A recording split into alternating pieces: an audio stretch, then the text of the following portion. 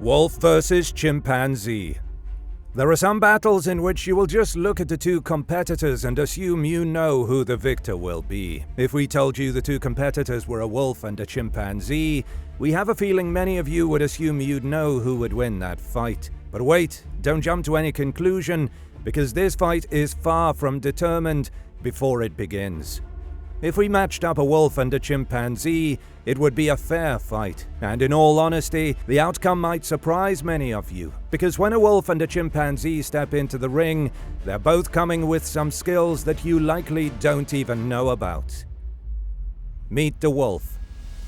So if we're about to witness a battle between two fierce competitors, then we better get to know the two of them. We'll start with the wolf. For starters, we know a wolf is a canine. We are going to go with the more widely recognized species of wolf, and coincidentally the larger one, the grey wolf. Grey wolves, also called timber wolves, have a wide range of places you may find them in the world. They have a circumpolar range in North America, Europe and Asia. And though you tend to find them farther north, they do have a wide range of habitats that they can live in, from temperate forests to tundras, from mountains to grasslands and even deserts. These wolves are extremely adaptable as a species. They used to inhabit about 2/3 of the United States, but now you'll just find them in areas like Alaska, northern Michigan, northern Wisconsin, northern Idaho, and a few other states. However, they're likely not running into any chimpanzees in the wild. Now, grey wolves do look a bit like a larger German shepherd, but that's underselling their size. The males can get up to 180 pounds, and they're usually about 6.5 feet long. They are on average the largest canine in the world today, and that size isn't just for show. They're deadly. Yes, they are strong and muscular, but some of what makes the grey wolf so deadly is something different. It's their endurance. That's why they call them endurance hunters. Unlike a lion or tiger or jaguar that are ambush hunters, creeping closely to its prey undetected and then using fast twitch muscles and explosive bursts to take the prey down, canines, and grey wolves included, go the route of endurance. They can run seemingly forever. They chase after their prey and bank on the fact that they will eventually wear them down. The prey will grow tired, the grey wolf and his pack will not, and they will take down the weakened and exhausted prey. Grey wolves, like all canines, will hunt in packs. That's what they're used to, but it isn't because they aren't strong. It's usually because the prey that they go after is much larger than them, so they need a pack to help take them down. They'll need food for the whole family after all. Grey wolves prefer large, hoofed animals like deer, elk, bison, and moose. An elk can weigh over 700 pounds and a moose can weigh over 1,500 pounds. Obviously, that's more than the 180-pound wolf, but even if a pack is outweighed by its prey, they have such a ferocious demeanor and such strength that they will still take it down. Once their prey is down, they use their 1,200 to 1,500 pounds per square inch bite force, the strongest bite force of any canine. Not to mention their speed. Not only can a grey wolf run 40 miles per hour, but it can keep high speeds for long distances. Even though their prey tends to be fast, they can't keep their speeds up for as long as the wolf can. After they've taken their prey down, it's up to their 42 teeth to get to work. 20 in the upper jaw and 22 in the lower jaw. When Little Red Riding Hood commented on those big teeth of the wolf, she should have also noticed how many it had. 10 more than humans. Grey wolves are hunting machines. They've been designed for this. So now they sound nearly invincible, right? Couldn't take one down easily, right? Meet the chimp. When you think of a chimpanzee, you probably just think of monkeys in general. Funny little guys, right? They look like hairy little humans. You might see them at a zoo or at a circus. People have them as pets and they're just adorable. How is this a fair fight? Why are we pitting the killer wolf against the adorable little chimp? Well, there is the idea that the masses have of chimpanzees, and then there is the truth. And sure, in the early stages of their lives, they can be cute and funny and trained to be on TV and all of that. But once chimps reach the age of 8 years old, they are too strong for humans to handle. In fact, they become a danger to humans if they are not housed correctly. When they reach this age, they are no longer cute and cuddly little pets. They have reached a stage of maturity in which they can become vicious. And you can't forget, a chimpanzee is an ape. It's a wild ape. They have amazing strength. Believe it or not, a chimp is about 4 times as strong as the average human. 4 times. If a chimp was upset, or even just engaging in some rough play, things that wouldn't hurt another chimp could severely injure a person.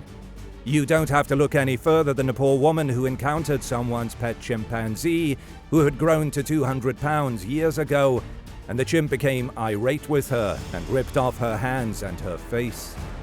Now, most chimps will stand at about 4 feet 11 when fully grown and will weigh around 160 pounds. But clearly, they can reach 200 pounds in some cases. The arms of a chimp are longer than the legs, which gives them their unique stance and stature. Those arms are strong, as are the legs. Their feet are built to be able to grasp just like their hands. And just like they have opposable thumbs, they also have opposable big toes. So you're looking at a chimp that is only a touch smaller than the average human, weighing about the same, 4 times as strong, and essentially has 4 strong hands that can grab onto you. That's going to be difficult to escape from, and you do not want a chimp to latch onto you. There was a time in Uganda's Kabale forest where a chimp had latched onto a park ranger's arm and wouldn't let go. When the park ranger's arm had finally been freed, his bones had broken to bits. And they aren't just strong, they're fast. You wouldn't necessarily think of chimps as being fast animals, but they can hit speeds of up to 25 miles per hour.